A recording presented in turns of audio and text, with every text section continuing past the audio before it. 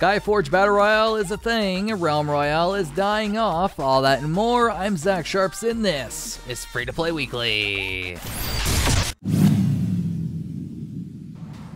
First up in the news this week, because an error was made on the part of our site last week, Bethesda's free-to-play Quake Champions is more free-to-play than originally thought.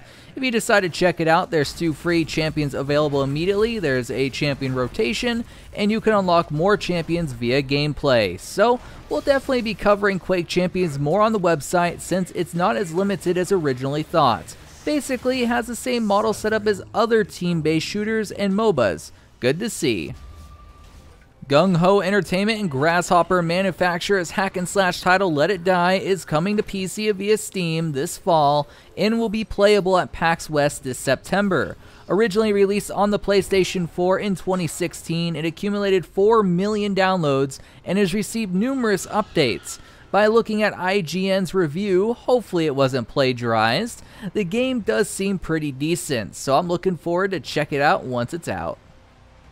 Normally we hear kids blowing a ton of their parents' money on a random free-to-play game, but in this case, a 38-year-old librarian in Logan, Utah has been found guilty of embezzling over $89,000 to fund his obsession with the mobile game Game of War.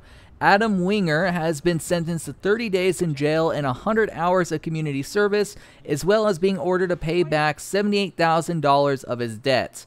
This doesn't really surprise me, and I bet there's a ton of people out there who've went into debt in order to fund their addiction, but it seems like Winger took it to a whole new and illegal level. How much money do you believe is acceptable to spend on a game? Leave me a comment down below. As if Battle Royale couldn't get more ridiculous, My.com has announced a Battle Royale mode for their free-to-play MMORPG Skyforge. Yes, you heard me right, Skyforge is getting a Battle Royale mode. This will be a standalone version of Skyforge accessible via the launcher, and it will offer a wide variety of classes. You'll kill monsters, gather gear, and take on players to be the last one standing. Skyforge Battle Royale is set to release on PC August 28th, PlayStation 4 on the 29th, and Xbox One on the 30th of August. The Battle Royale bubble has definitely burst. If you needed further proof that the Battle Royale bubble has burst besides really stupid ideas releasing now, Hi-Rez Studios' fantasy-style Battle Royale title Realm Royale used to sport pretty good numbers, but its concurrent player count has dropped to around 5,000 players on Steam, which is a loss of 90% of its player base.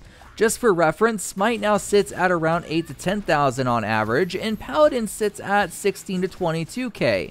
Of course, there's other ways to access high-res games, but this massive drop is not a good sign for new Battle Royale games on the horizon.